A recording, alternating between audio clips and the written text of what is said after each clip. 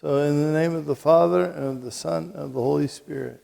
All right, and I'll conclude with a prayer that my student taught me. Well, I have different kids start off the day with a prayer. And the other day he said, Lord, make us holy and smart. But mostly make us holy, because who cares if you're smart if you're a jerk? Amen. In the name of the Father, the Son, and the Holy Spirit. So I did feel I ought to teach you how to do a little bit of fighting, at least Benedictine style. Like I said, the Benedictine way of fighting is to listen. But when you get in a fight or an argument, or you're called upon to defend the faith, you have to ask yourself, I tell the kids, you have to ask yourself before you start, what is the purpose of this discussion? Because as far as I can tell, there are about 4 different things you can decide. You can be in it to win, in which case all bets are off. You can hit them if you have to. You can, whatever. And there's scriptural support in this. In John 8, Jesus, remember, the woman caught in adultery is brought to him, and he doesn't bother arguing with them. He just starts writing in the sand. And what's he writing? Who cares? It doesn't matter. The point is he had to save this woman's life, and he did what it took. So you may be in a situation where you just have to win, in which case do whatever you need to do. But then the second purpose of the discussion may be to convert, in which case rhetoric makes a great option in this case, or a sermon, or logic. Acts 17, St. Paul on the Areopagus, he uses flattery to convert the Greeks. He says, look, you guys are the wisest people in the world. You're so wise, you built a temple to the unknown God. And now I know who he is, so here he is. And of course, it totally wins them over, because the Athenians are very proud people. Of course, then he starts in on the second coming, or the resurrection of the dead, and they all say, forget it, never mind. Well, or actually, better than that, they say, tell us more about this later, which means they're never coming back. Number 3, though, and this is what I'm hoping most discussions will end with, is to arrive at the truth. Is that the purpose of the discussion? In which case, you ask questions, and then you listen to answers, and then you ask more questions. And we have several passages. Jesus was big on this. Mark 12, the scribe says, which is the first of all the commandments? And Jesus says, well, to love the Lord your God with all your heart, with all your soul, with all your mind, and all your strength. And the scribe listens, and he says, okay, well said. That's where you're right. That's worth more than all the burnt offerings and sacrifices. And Jesus says, well, you're not far from the kingdom of God. And I just think that's wonderful, because he and the scribes did not tend to get along. But for once, they listened to each other. And it's interesting that the passage ends with, and no one dared to ask him any more questions. But then again on Matthew 21, he said the chief priests approach him and they say, by what authority are you doing these things? And who gave you this authority? And he answers with, where was John's baptism from? Was it heavenly or human? And the priests say, well, okay, they have a huddle. They say, if we say heavenly origin, he'll say to us, why didn't you believe him? If we say human origin, he'll say, we're afraid of what the crowd will do. So they just turn around and they say, well, we don't know. And Jesus says, well, then I don't have an answer for you either. Right? But the key is, and I tell you're getting a sort of mini apologetics class. I teach apologetics to seniors in our school. But I tell them the important thing is to be kind, K-I-N-D. First of all, you should know something about what you're talking about. It's amazing how often I get in arguments about things I just don't know anything about. Like the Pachamama. I don't know what a Pachamama is. But I'll fight. I'll be like, oh, you should have never done But if you know the answer, if you know what you're talking about, don't give it all away just right off the bat. Try to get them to say it. I read a book in in preparation for my class by a hostage negotiator who said that he knew he was going to get the hostages out alive when he could get the other guy to say, "That's right." If the other person said, "You're right," that just means he's trying to shut you up. Yeah, you're right. But if he says, "That's right," then you're on the same side. So it's much better if you can get the other person to make your point for you, in which case you're going to need to be inquisitive. So knowledgeable, inquisitive. There's a hole in their argument somewhere, especially if it's not Catholic. So you just have to find the hole in their argument. And the best way to do that is by asking questions. But be nice is the third part, which you probably don't need to know, but my students definitely do. Because there's so much... they've learned to argue by surfing the internet. And pretty much every discussion in my class for the first week ends with, "That's stupid, you're an idiot," or something along those lines. We have to resist the urge to fight back. So you have to be K-I-N and then D. Knowledgeable, inquisitive, nice, and deferential. So admit the possibility, even if it's Catholic truth, admit the theoretical possibility that you could be wrong. All right? And you don't want to be so open-minded that your brain falls out, right? And you don't want to be open to evil. But we want... I received an award a couple of years ago from a pro-life group. I don't know. I am pro-life, but I don't know why they gave me the award. Because at the end of it, I said, "Okay, here's your homework assignment, and you're not going to like it.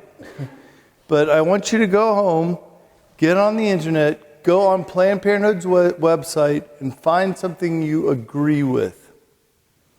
Yeah, and that's the reaction I got. Yeah. But my point being that we want them on our website, and we want them to, and the next time you get in a fight with somebody, you say, "You know, funny thing is, I was on your website the other day, and I thought this was really great." And it's a way to, because nobody thinks they're evil, or very few people do, a few sociopaths perhaps, but most people think they're doing the right thing. And if you can find that connection, I think you can make a lot more progress. But the interesting thing is that by using this process, you can actually guarantee you will never lose an argument. And I feel like I ought to find somebody who I want to pick on. You. Okay, so we're going to have an argument. Yeah, Laura? Is it Laura? No, not the person you're pointing at. You, yes. Good. Okay, so,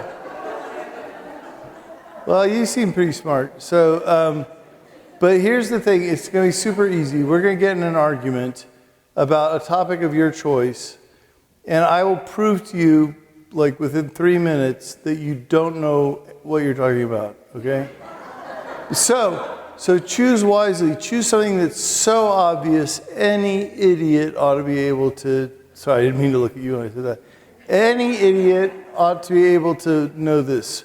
So I don't know, blue is a color. You make a statement that you absolutely know beyond, and that any idiot ought to know to be true. Just make it and I'll disagree with you. The sun is in the sky. I should have picked somebody dumber. Good. Okay. All right. So the sun. Okay. So the sun is in the sky. You're telling me that the sun is in the sky. That's what you said, right? Okay. And how do you know that? Because I see it. Excellent. Okay. So if you see something, that makes it absolutely true. Correct?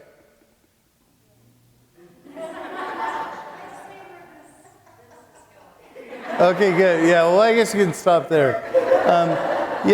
The cool thing is about this, the process works like this.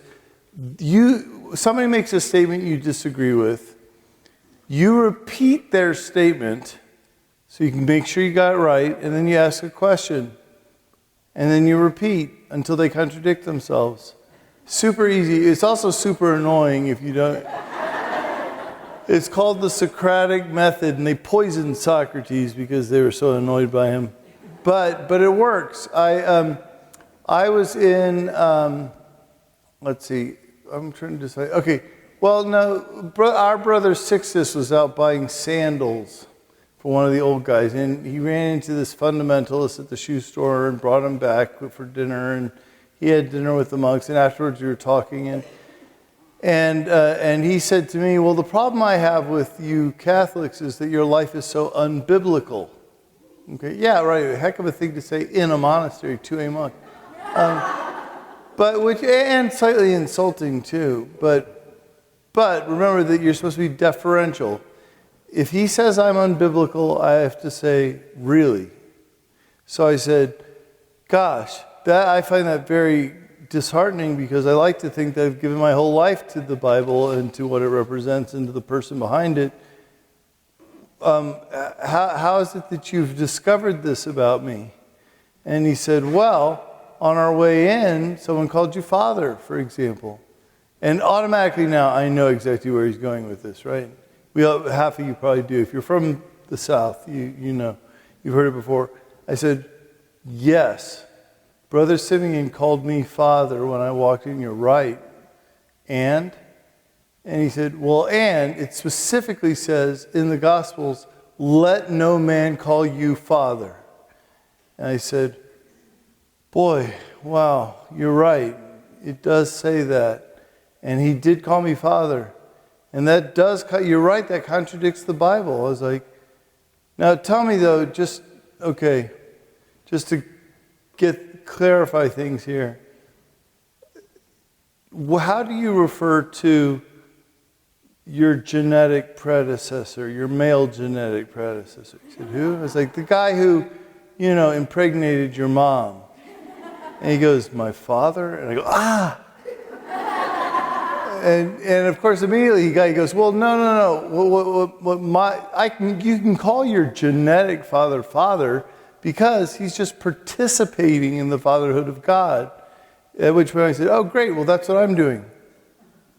Right? So he made my point for me. I could go on, but I think I won't. So I highly recommend the Socratic method when it comes to defending the faith, because half the time, the problem, or half the time when you hear people arguing, this phrase keeps coming up, you're not listening to me. You're not listening to me. But if you keep repeating back to them exactly what they're saying, they at least can't accuse you of that. And so they can say, well, what if you're both using the Socratic method? Then I say, well, then you're both listening to each other, so that's a step in the right direction. I promised to tell somebody about my experience with Umar Lee. A couple of summers ago, I don't think I was planning to talk about this with anybody. Oh yeah, I did. Okay, well let's start.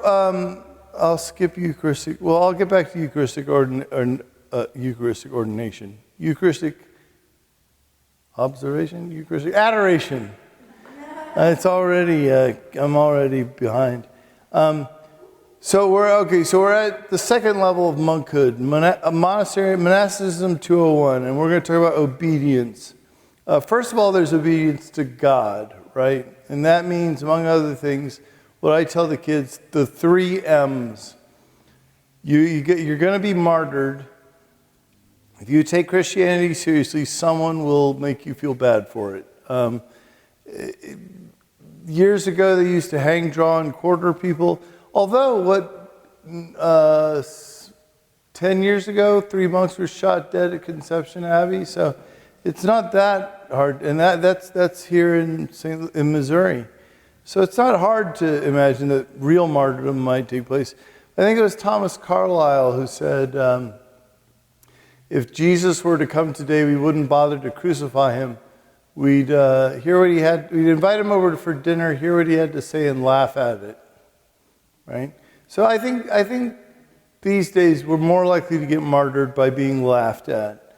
But But I tell the kids, once you're confirmed, you have 3 M's that are your obligations. Martyrdom, Mass every Sunday for the rest of your life, unless you're sick or traveling by ox cart.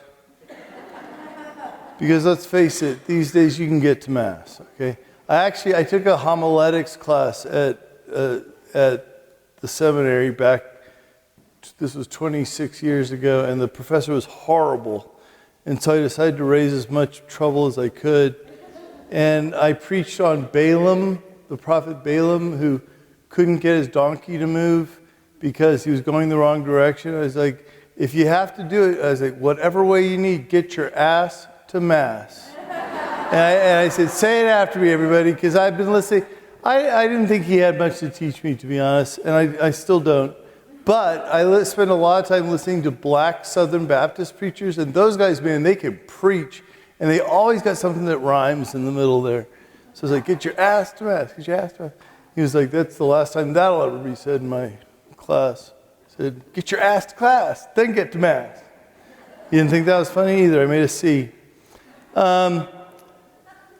Okay, so Mass every Sunday, martyrdom, and then you all have to join the monastery is the last one. But really, M could be anything vocation-wise, molecular physicist, marriage, mother, whatever. But once you're confirmed, you know all 3. I have to plagiarize another one of my students, a computer nerd.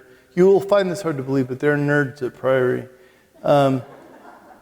But I was trying to explain to them the sacrament of confirmation, which is really difficult because nobody, in fact, I don't think anybody really knows what it does.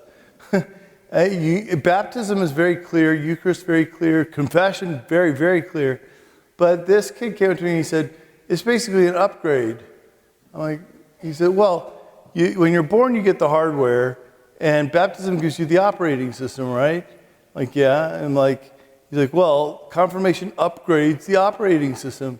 Doesn't look any different, doesn't feel any different, but it's got that extra power you need when you need it, right? It has more power now to do the newer things that it's capable of. I thought it was really cool, and then I was like, well, what's the Eucharist? He goes, the internet.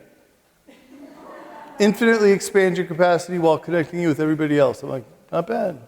Ordination? He goes, web server. I was like, marriage, he goes, external hard drive. And I was like, all right, sacrament of the sick. And he said, when you finally have to take it into the shop, may come back, may not. Either way, it can't hurt. Right? I thought it was very clever. So that's authority, obedience to God. Obedience to authority is more difficult, or at least it gets more difficult as I get older. The thing is that even the best intentions can go horribly wrong when they're not done in obedience. On the beach patrol, right before I joined, I spent 8 years working on the Galveston Beach Patrol as a lifeguard. We worked for the Sheriff's Department. And the beaches in Galveston were the most dangerous beaches in the world, aside from one in Hawaii and several in California. And we had a kid drown off the end of the 61st Street Pier. He fell off the end of the pier. And the lifeguard was running down the pier trying to the end to jump in when he saw his dad taking off his clothes. And he was like, don't do it, don't do it, don't do it. Well, I don't blame the dad for what he did, jumping in after him, because it's just instinct at that point. I think he wouldn't be able to live with himself if he didn't. But he did manage to get his son and pull him to shore by the hair, which would have been all right, except the kid broke his neck when he hit the water. Yeah. Now anyway, it was just a story that they told us as young lifeguards to say, look, there's a reason why we have these rules in place. Wait. If it says wait for your supervisor, wait for your supervisor. If it says walk, don't run, walk, don't run. When somebody yells, "I've got it," they've got it. On a lighter note, I learned this in the novitiate about 3 weeks into my junior year. When I joined the monastery, the very first year, I decided I was never going to have another lustful thought. Yeah, which was about as successful as you can imagine. So I put it off till my junior year because I thought, well, I don't have any vows, but the vows will give me strength, right? Because I don't have any choice really. But it didn't really work there either. But I was reading the life of St. Francis, and it turned out that when he was challenged by chastity, he threw himself into a rose bush. And so I figured, well, I've tried everything else. If it worked for St. Francis, yeah, right. You can see where this is going. Because it turned out Brother Simeon had a rose garden behind the monastery. And so I got up and walked out to the rose garden and looked around, made sure no one was watching, and wrapped my scapula around my waist and jumped in. Yeah, I know. Well, really, it was one of those moments where time slows down, where you kind of say, no. And I just all of a sudden, like 3 things suddenly like clicked for me. Yeah, thank you. One was that St. Francis threw himself into a wild rose bush, which has very tiny thorns. But cultivated roses have huge flippin' thorns. And I realized that on my way down. I also realized suddenly that Francis took his clothes off before he jumped in, which doesn't sound like a good idea until you're in the rose bush. Because I suddenly realized once I hit that I wasn't ever going to get out. Because every time I moved, I got another thorn in the clothing. And then the third thing I realized after a few minutes was that St. Francis was a saint. Okay? And I'm just Augustine. And so whereas it was a really great idea for him, it was pretty stupid for me. And so the way I used to tell the story, I said I was 3 hours in the rose bush. I don't think it was 3 hours, but it sure felt like that before my novice master walked by. And like he walked by, he went, ah. I was like, well, a little help. No, but he came back a few minutes later with the rest of the community. And they all had a good laugh. And they pulled me out of the rose bush and gave me a new habit because I ruined the habit they gave me. While I was picking the thorns out, the novice master sat me down and he said, look, Augustine, I admire your pursuit of holiness. Like you're in this, I can tell. But before you attempt any further feats of asceticism, just check in with me. Yeah, because we've all been there. I was like, in the rose bush? He's like, no. But he said, we've all done stupid things thinking it was the right thing to do. And it was one of the best pieces of advice I've never really followed, because then I started black fast and I gave myself ulcers and it went on and on. Anyway. I haven't mentioned this before in a talk, but several times now I've been asked, like, by young religious, how do you stay faithful? Like, how do you stay? Because a lot of us leave. A lot of young monks, nuns, priests just leave in vows. And they're like, how do you stay? And it occurred to me that in spite of my worst efforts, that I've stayed because I never kept a secret from my superiors. I've done a lot of bad things, and I'm half-hearted, and I'm late for stuff, and I skip prayers and whatever, but I tell my superiors everything, to the point where it's annoying. But it saved my vocation more than once. That said, there's some things that like a husband or a wife does not need to know, right? But you should tell someone, a confessor probably, or a spiritual director. But there's got to be someone with whom you share. And I also say, whenever I go to confession, I think of the one thing I really don't want to say, and that's the first thing out of my mouth. So that's my secret. Secret to just being here.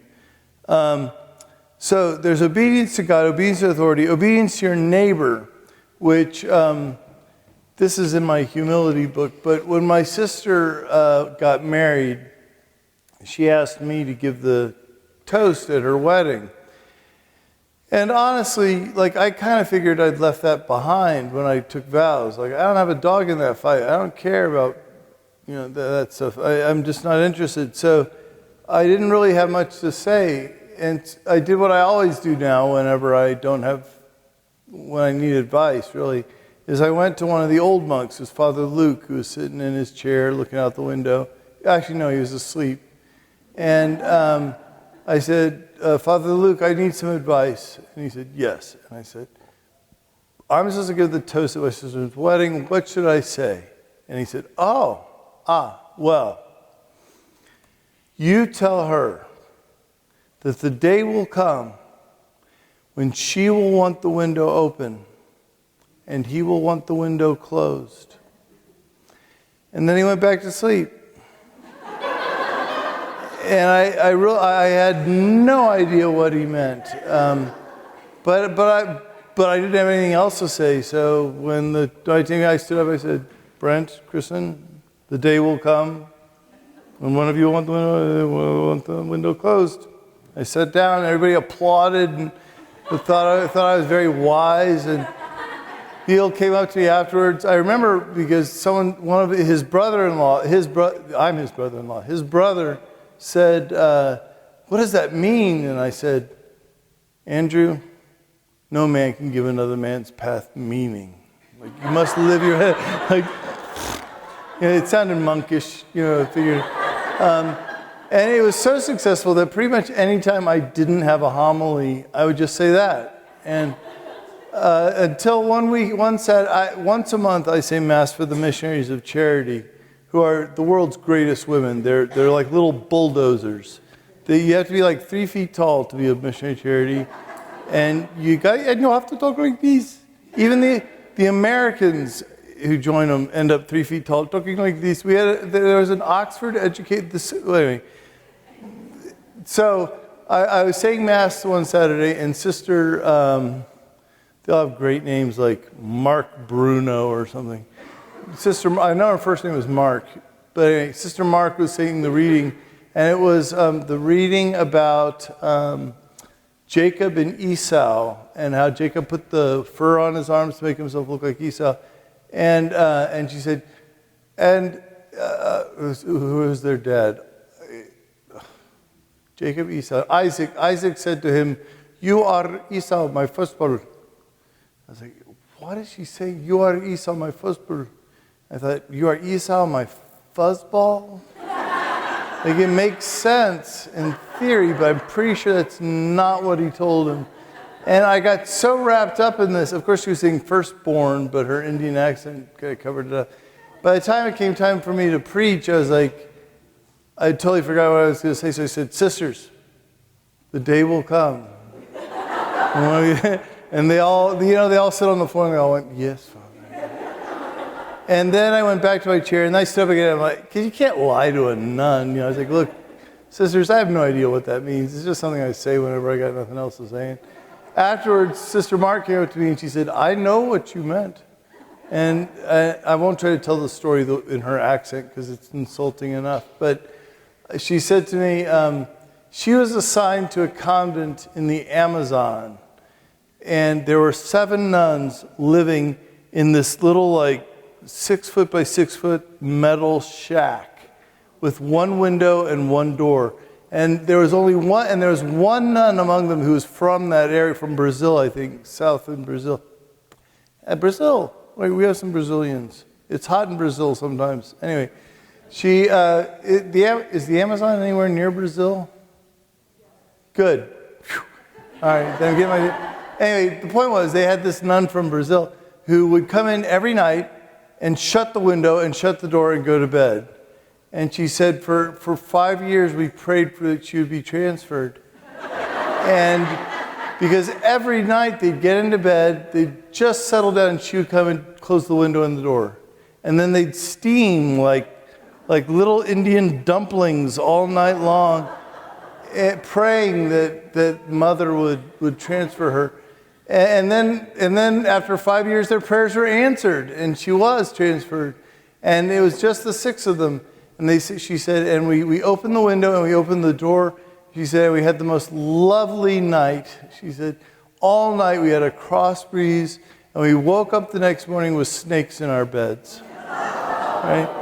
And I said, so your point is? And she said, the point is, we should have just asked. Like, 5 years we assumed she was a jerk. Well, she didn't say jerk, but she said, 5 years we assumed she was just thoughtless. When if we had just asked, right? And it turns out, I like to read psychology books. If you want to seem really smart, there's a term they use. They call this the fundamental attribution error. Big words. But what it means is that, like, I attribute, when you do something shady, I attribute it to a flaw in your personality. When I do something shady, it's because of the circumstances, right? If I cut in line at the grocery store, I'm sure they'll all understand because I've had a horrible day and the fire may be on under the soup, and besides that, I left the car unlocked, and I'm sure they'll understand. But if someone cuts in front of me, it's because they're a jerk, right?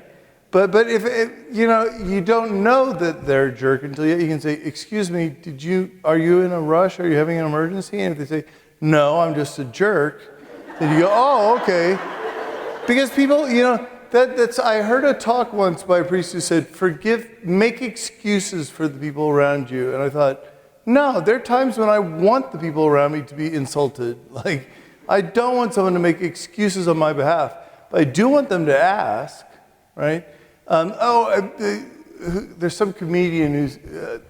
another way of looking at this is, when you're driving down the highway, everybody you pass is a moron. Everybody who passes you is a maniac. But you alone have figured the exact right speed to drive, right? Anyway, that's the fundamental attribution error. And it's here, pop quiz, since I'm a teacher, pop quiz. What is it that St. Benedict forbids his monks above all other things? What's the worst thing a monk can do? Go. Yep. Well, that's a pretty good answer, actually. You should ask the question back, but that's fine. Now, anybody want to give it a guess? The Brazilians don't get to answer because I think they've heard this before. Besides that, they have a Brazilian answers anyway. Ha ha. Yeah? Shh.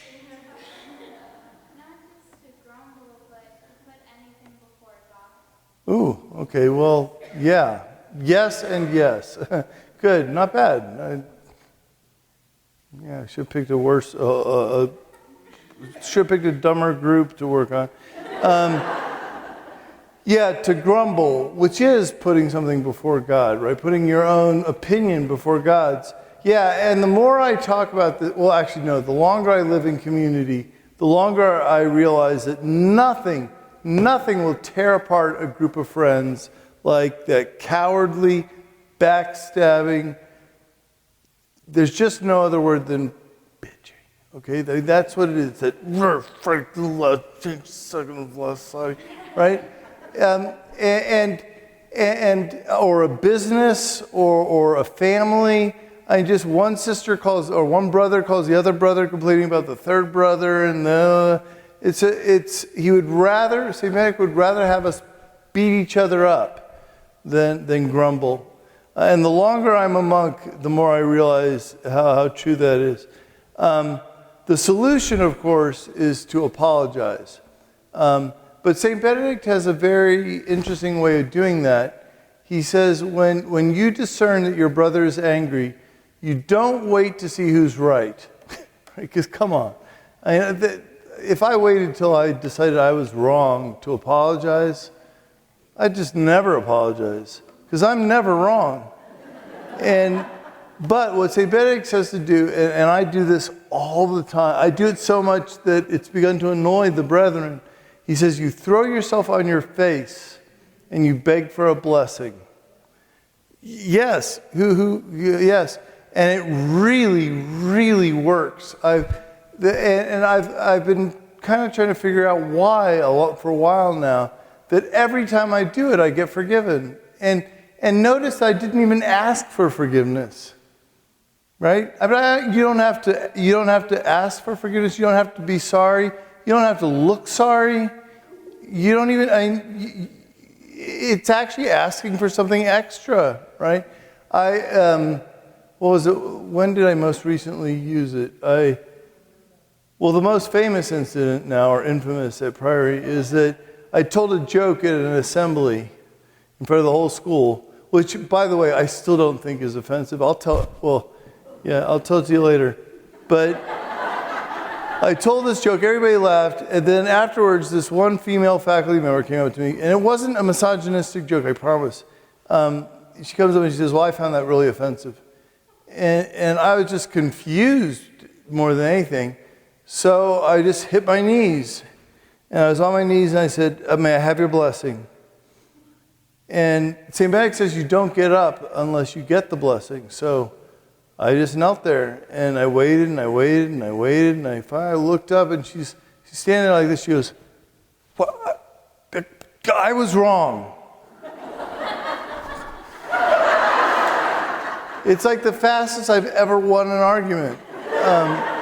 In fact, not too long ago, because I do a lot of these like Sikh conferences and things, and I got this is a high school kid because he had, well anyway, the thing is he wrote me an email, which I then deleted, and I wish I didn't, because I'd love to be able to read his exact words.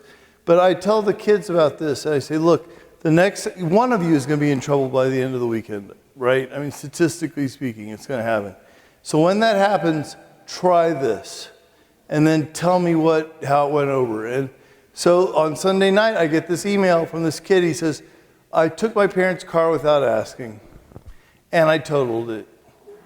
And the police drove me home. Right?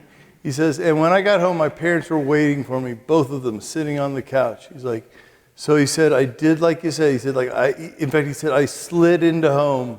And he said, I said, Father, Mom, Dad, can I have your blessing? He says, and my dad got really embarrassed and left the room, and my mom started crying, and I totally got out of it.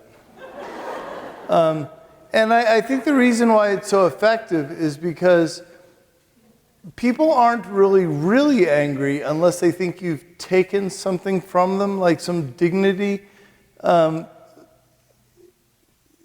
by making yourself physically vulnerable in their presence, you restore some of the dignity you've taken. I also read somewhere that your brain, when you're confronted with a physically helpless person, your brain releases oxytocin, which just makes you want to be nice to them.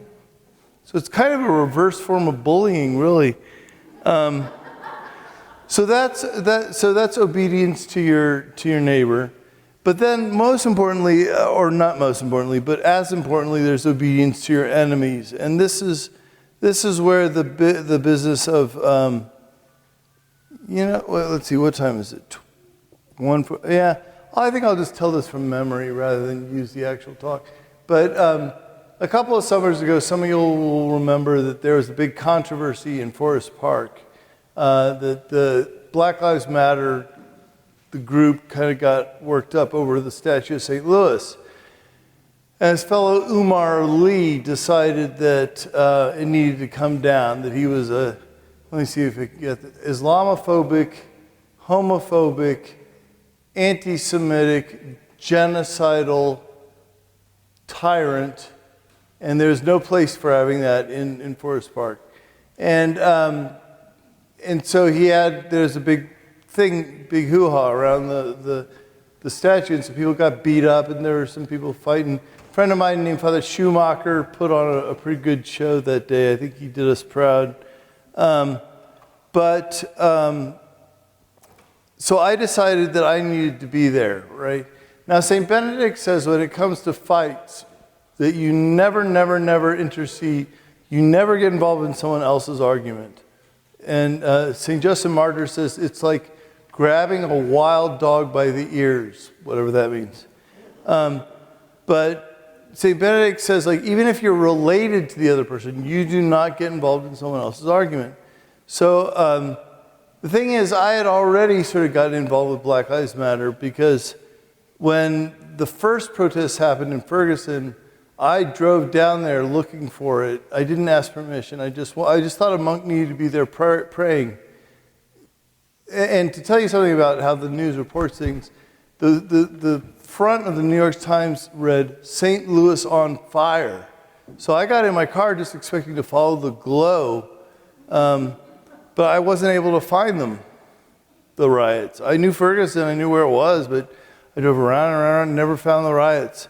So this time I was going to make it right. And so I asked the abbot, and he said, "You can go, but if things get confrontational, you have to step out." And so I did. I went, and when I arrived, there was about, 1,500 Catholics and as many Black Lives Matter protesters, and it was pretty confrontational. Granted, more power to us. I think Catholics have a tendency to roll over when we get picked on, but this time we didn't. And in fact, some guy came up to me and was like, "Father, things go down, I got you covered." He was packing a pistol. I was like, "Whoa, hold on now." I mean, again, I'm a little proud of us for sticking up for ourselves, but that wasn't my game, right? I had about 300 copies of the Prayer for Peace, St. Francis's prayer, and I was just going to pray them, right? Incidentally, I left a little note on my pillow. It said, "If anything happens to me, I did it for Jesus," I had these, they're pictures of Umar Lee online holding a scimitar. I was like, "Well, this guy's tough." So anyway, I got there, and of course, it was pretty confrontational and pretty rough. And so I started to I backed up. I just sort of backed out of the center of things. And I kept backing up until pretty soon the rosary was over, and I looked around, and I was with the Black Lives Matter people. In fact, I had ended up with all the Satanists because they were all wearing black, and I guess instinctively I felt like I fit in with them. And I kind of sort of came out of my little prayer daze and looked around. There's this kid with tattoos all up and down his arms, dreadlocks, and he's standing next to me looking at me, and I go, "You're not here to pray the rosary, are you?" And he says to me, "No. Are you one of those religious people?" And I was like, "Well, you going to judge me just because I go out in a hoodie? I can't be seen." Luckily, he thought that was funny. And so we started talking, and I said, "Well, what really bothers you about the statue anyway?" And he was like, "Well, I don't care about the statue. Just Umar said there were white supremacists here." He's like, "I wanted to resist that." And I was like, "Well, I ain't noble enough, but I mean, really?" And he said, "Are there any racists in the group?" I was like, "Yeah, probably. I mean, it's Missouri, But I said, this Umar Lee character, he's bad. Like he's a violent, evil man, right?" And he goes, "Well, you can ask him yourself. He's standing on your right." I was like, "Oh, crud." And I kind of looked over, and he's standing there, big fella with beard and the prayer cap and everything. He looks over at me, he goes, "How you doing?" I was like, figured I had nothing to lose, so I said, "Mr. Lee, I've heard you are a violent, evil man." And he says, "Where'd you hear that?" And I go, "The internet." And I said, but then I said, "Well, in all justice to myself, you were on the news." He goes, "Oh, and the news is real fair to Catholics." It's like, all right. So now you had the moral high ground. So I was like, "Well, all right," And so we got to talking, and pretty soon we got to exchanging numbers, and I mean, it turns out like, well, I don't agree with him on the whole St. Louis thing, but he wasn't quite the villain I had imagined him to be. And by the time we were done talking, like, it was just me and all these protesters, right? And no Catholics left. And I was like, well, I gotta go. Like, I said, but I'll pray for you. He goes, oh no, we're good. Let's get this started with a prayer here. You start off the protest with a prayer for us. I was like, are you kidding? Like, if the abbot sees this, he's like, Abbott's not gonna see anything. He hands you a bottle of ice water and a megaphone. I'm thinking, man, and I was on the news that night, leading the protest at the statue. The janitors come in the next morning, they're like, Father Augustine, sticking it to the man. And I was like, but I don't agree with anything you're saying. He's like, that's okay. We can pray, can't we? I was like, yeah. So I said to him, I said, look, I don't agree with anything that's going on here. Like, I'm a monk, and when people start tearing down religious statues, monks get scared because we're usually the next to go. But Jesus did say that anyone who gives one of his followers just a cup of cold water will not lose their reward in heaven. I was like, and Mr. Lee just literally did exactly that. So, and so I pulled out my prayers to St. Francis, and the Muslims were like, oh yeah, that's cool. We know him. He visited the Sultan, And we all said it. We all said the prayer of St. Francis together. In fact, we had coffee the next week, Umar and I, and then he started emailing me with questions about Catholicism, and I started emailing him and pretty soon we decided we needed to have a podcast, which just had its 18th episode. I'm going to play the music. I designed the music for it. See if I can get this going. I combined Ramadan music with Gregorian chant. I'm really cool. Here we go.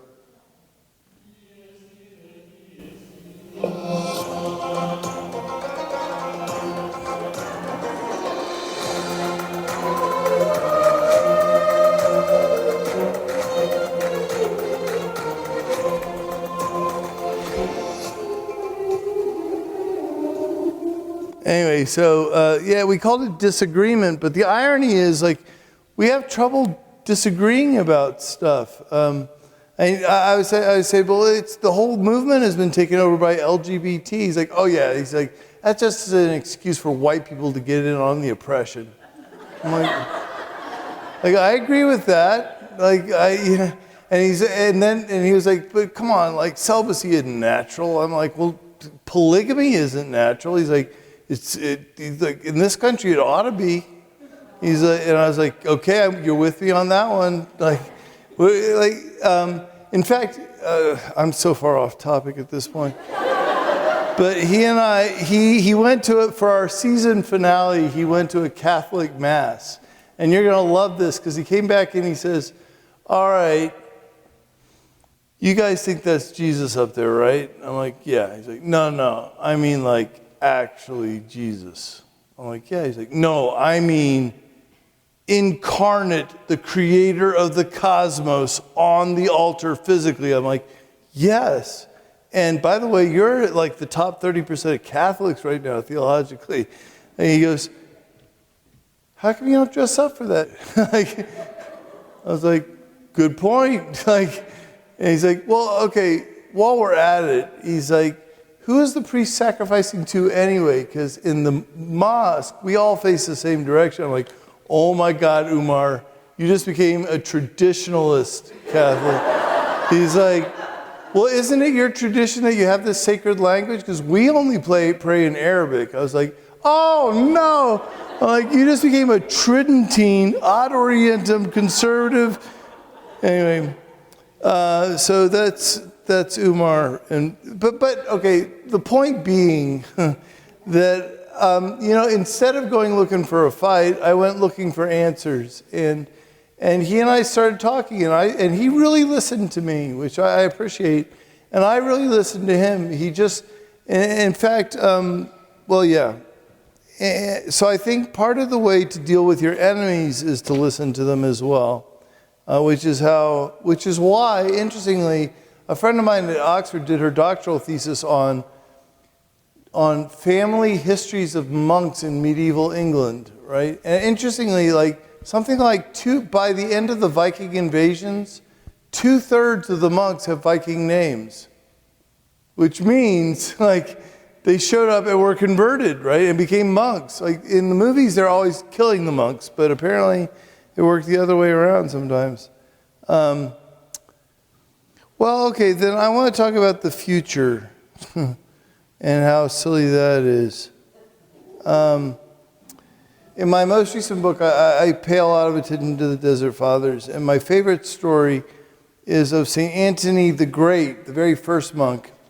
And he says, Abba Antony was worried about God's judgment, and he prayed, saying, Lord, why is life so unfair? Some die young and others old. Some are poor and others are rich. But most importantly, why are evil people so well off, while good people wind up oppressed by poverty? And a voice came to him saying, Antony, God knows what he's doing. Mind your own business. In 2005, Philip Tetlock, who's a psychiatrist at the University of Pennsylvania, he completed a 20-year study on predictions, okay?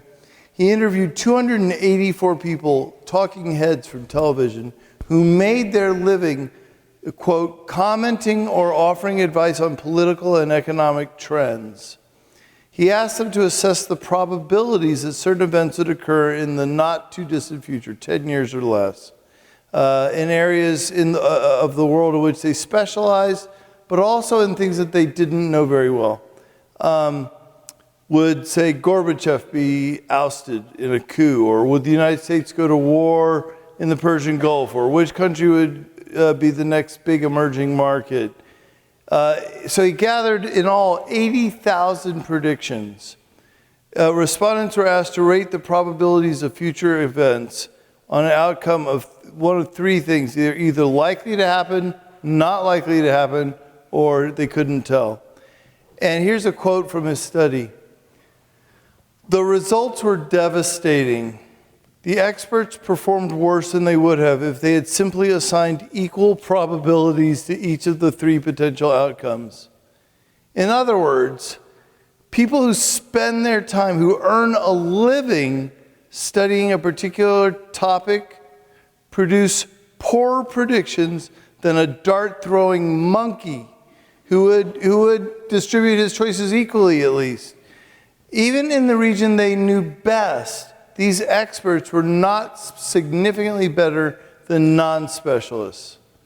Now, the reason I think this is so important is because, I spent the last several years making my own predictions about what was going to happen, when a vaccine would be found, what would happen if so-and-so got elected, or whether or not we get a Supreme Court justice, or where the next riot would break out, or what would happen if my darn theology students didn't start turning in their homework. But the fact is, none of this ever has or will or could, none of this makes me feel better. But I keep doing it for some reason because in these uncertain times, making confident predictions about the future calms me, right? Admittedly, the calm doesn't last long, because I know deep down that human predictions are about as dependable as dart-throwing monkeys, and probably more dangerous. Which brings me to the next little quote from the Desert Fathers, which is, a brother asked Abba Antony, what am I to do? I'm a terrible monk. I eat too much, I sleep too much, I drink too much. I am plagued by evil thoughts. The elders said to him, you do very little well, but you do it in Jesus' name. Now go back to your cell. You may find this hard to believe, but I've written a book on decision making now, and so I'm an expert on that as well.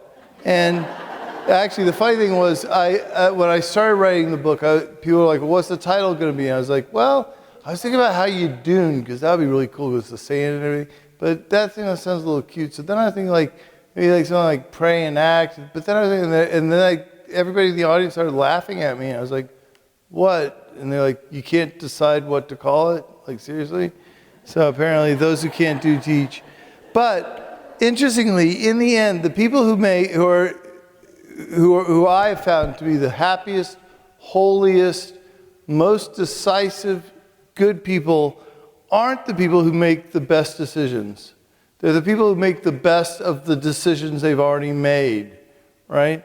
On a purely material level, this is why, when it comes to really weighty matters, we sign contracts, right? I said a wedding the other day, and I don't do many because I have this little boilerplate response. Whenever someone asks me to marry them, I say, congratulations and thank you. I don't bet on a losing horse. So let's stop living together, stop sleeping together, stop, agree to abide by the sexual deed. Then I never hear from them again.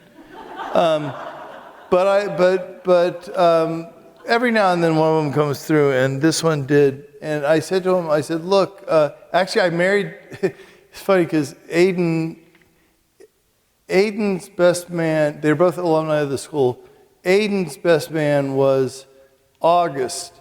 And I said, Charlotte, do you take August to be your husband? And she goes, no. And I was like, what? Oh, shoot, I mean Aiden. You take Aiden to me.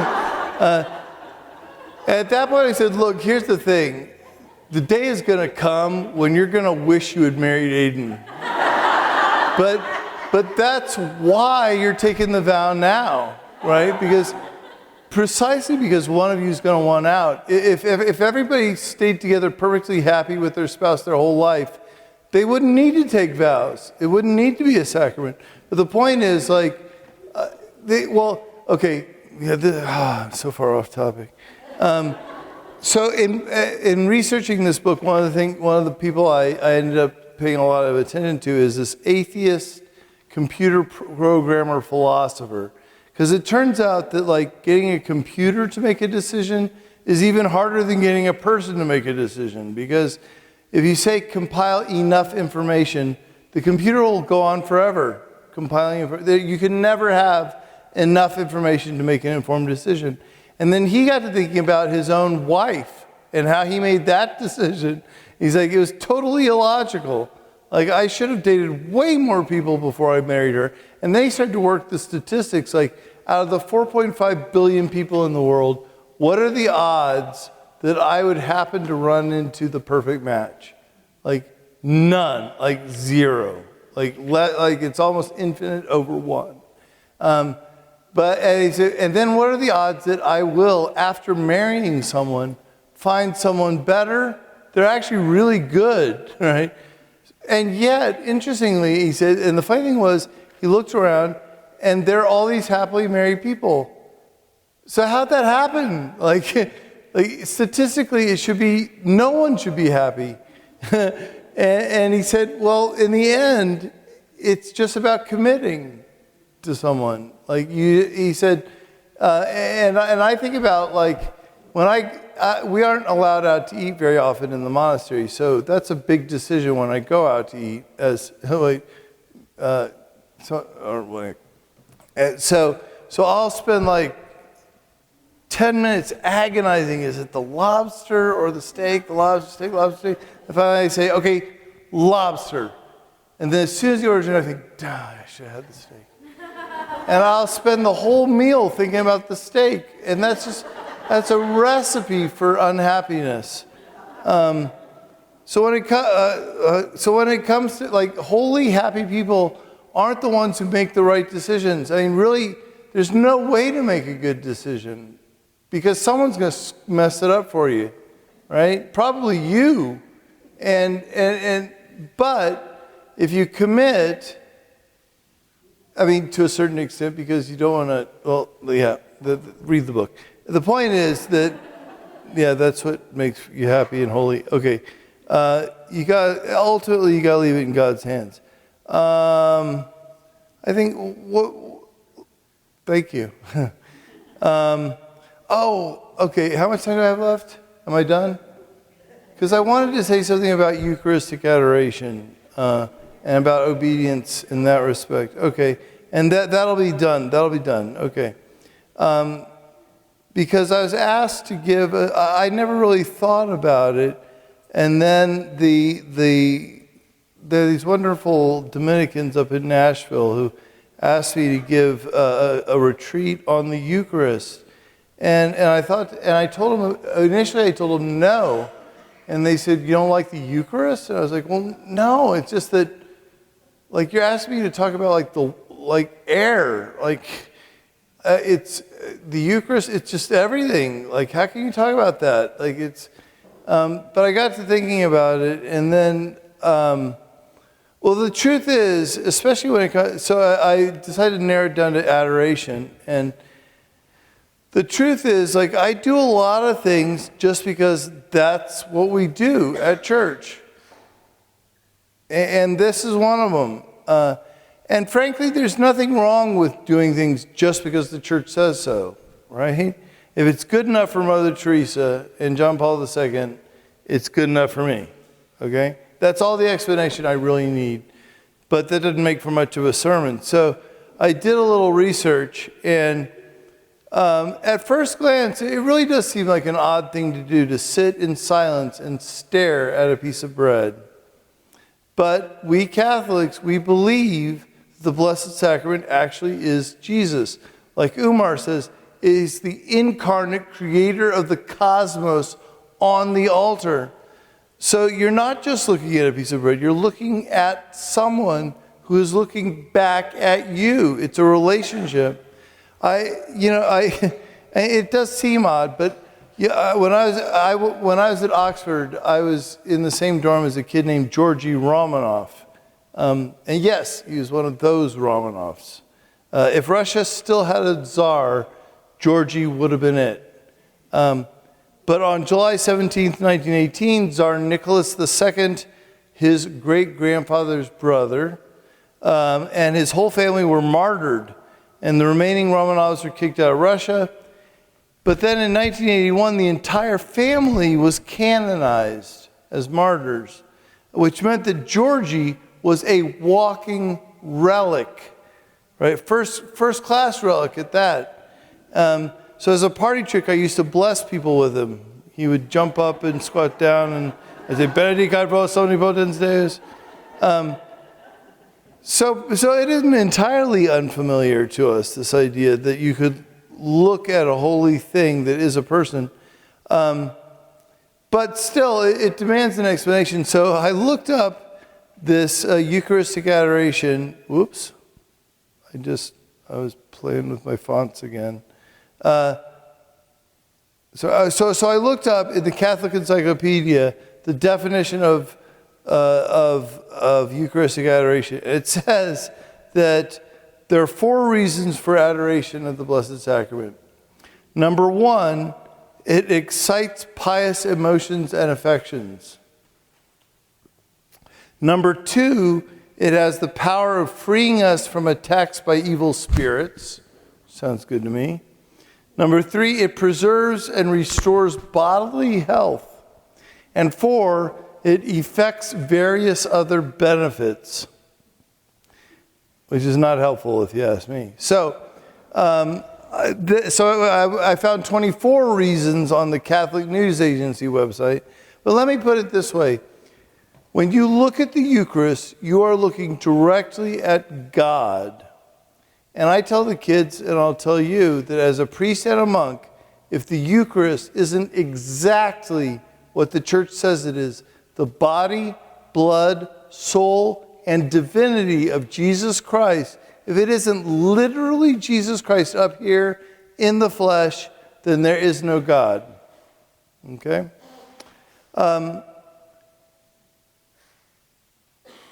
In the 1970s and 80s, the physicist John Wheeler, he helped to coin the term black hole. He became a leading proponent of a theory of the universe called the Big Crunch. Astronomers think that, I'll be done in just a second, Jesus, stop. Okay. Astronomers think that the expansion of a closed universe will eventually slow down until it reaches a maximum size. That's all right, whatever. It's fine. Then it will recoil, collapsing back on itself. And as the universe retracts, as it does, the universe will become denser and hotter until it ends in an infinitely hot, infinitely dense singularity, he calls it. Well, the Eucharist is that singularity. It's the origin, substance, meaning. It's the end of my universe. But the thing is, how do I convince myself of this? Well, I believe that the Eucharist is the solution to every illness our society is suffering from. And I believe it so much I bet my life on it. I have this great friend, I always quote in sermons, Father Patrick Nkoye. I took him to his first American grocery store when we were in seminary together. And as he came around one of the corners, he froze, he grabbed my shoulder and he said, Brother Augustine, this whole row, this is all food for your dogs. He couldn't get out. He's like, the whole row is food for your dogs. And I don't think the problem is, well, in these uncertain times, I think it's important to remind ourselves how stupid it is to talk about these uncertain times. When have the times ever been certain? When this whole COVID thing hit, I called up my friend Patrick Nkoye. He goes, oh, you Americans and your COVID. He goes, in Nigeria, we just say, another plague. We get on with our lives, right? At Priory, we always have these leadership camps. And Father Patrick was visiting. He's like, what happened to all the followers? He's like, that's the problem with America. You got too many leaders. I think we've become so accustomed to being in control of our lives that the arrival of this disease just totally threw us through a loop. But the solution, I think, is in the paradox of the Eucharist. It's the one thing we can control. All right? Right? Jesus, God, gave man this power over him. And yet, it's also infinitely beyond our control. It's inconceivable. On the one hand, God, in his humility, gives himself to man, right? This is what St. Francis had to say. He said, O sublime humility, O humble sublimity, the Lord of the universe, God, the Son of God, so humbles himself that he hides himself for our salvation in an ordinary piece of bread. Or this from Mother Teresa. She said, when Jesus came into the world, he loved it so much that he gave his life for it. He wanted to satisfy our hunger for God. And what did he do? He made himself the bread of life. He became small, fragile, and defenseless for us. A bit of bread could be so small that even a baby can chew it. Even a dying person can eat it. Or on the other hand, it can be frustratingly or infuriatingly incomprehensible, right? Take this from Richard Dawkins, who used to be, well, still is one of my favorite authors, though not real fond of Christians. Religion, he said, makes specific claims about the universe which need to be substantiated and need to be challenged. He said this at his speech at the Reason Rally in Washington, D.C. He said they need to be challenged, and if necessary, they need to be ridiculed with contempt. For example, if they say they're Catholic, do you really believe that when a priest blesses a wafer, it turns into the body of Christ? Are you seriously telling me you believe that? Are you seriously saying that wine turns into human blood? If the answer is yes, mock them. Ridicule them in public. Or this from his bestseller, The God Delusion. He wrote, I am thrilled to be alive at a time when humanity is pushing against the limits of understanding. Even better, he said, we may eventually discover that there are no limits to human understanding. Well, the world in general, but Richard Dawkins in particular, wants us to believe that our powers are without limits.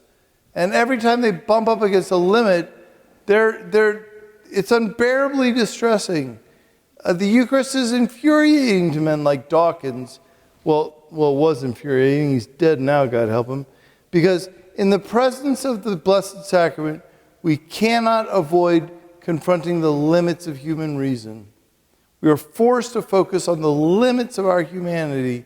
And the irony is that in consuming it, we are infused with divinity. St. Augustine said that it was the only food that consumed us as we ate it. How much time do I have? None? I'm done? Okay. I think I'm going to leave us there. I have a few more things to say about various things, but can't do better than St. Augustine, so let's stop there. In the name of the Father, let's see. In the name of the Father, Son, and the Holy Spirit, amen. Dear God, give us the grace to accept what we cannot know or understand or comprehend, and the faith to embrace it when necessary, and the charity to abide with those who don't. Amen. In the name of the Father, the Son, and the Holy Spirit. Saint Drogo, patron of ugly people, pray for us. He's a real saint. Don't laugh.